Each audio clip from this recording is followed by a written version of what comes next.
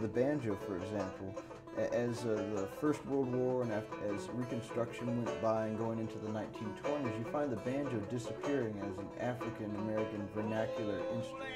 And it's an instrument that's been associated with African-American people since they were brought over in the African slave trade. And it was an instrument that was extremely popular going into the late 1700s, and it was known just as a black instrument. And then around the 1830s or so, you started having musicians called Ethiopian delineators, and they were musicians that would later be called blackface minstrels. And they were white men most of the time, and they were trying to cash in on the power of black music, essentially. And they would black their faces up, and they would do comedy bits that would lampoon black people. And so that was it's a very hard part of the history. But it led to the first American popular music to be spread all over the nation. So simultaneously, the banjo becomes a part of the minstrel show.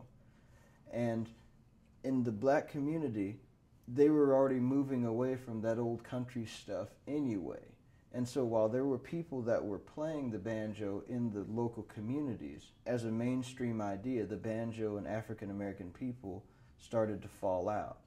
And then later on, when you get into the civil rights era, then of course the association with the minstrel show was something that came up as a means to continue the progress forward in the mindset. So in the 60s and 70s, it was really not cool to play a banjo. And even though when people left, they might not have thought about it that hard. They moved away from it, just saying, we want to get rid of the country stuff. We're done with the country stuff, progress, and the African American people socially just never looked back. And so that you have this disconnect that comes in, because the bigger family community breaks down. And so when the banjo shows up, it shows up in jazz, and it might show up just here and there as an image, maybe in like the Harlem Renaissance, for example. Langston Hughes and James Weldon Johnson and people like that reference the banjo a lot.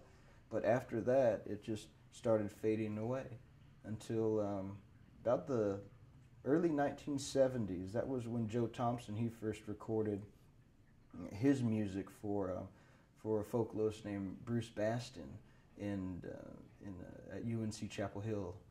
And Bruce Baston, he was actually researching Piedmont blues guitar playing, and in the course of his research, he came across this fiddle and banjo tradition that was a part of North Carolina and had been for ages.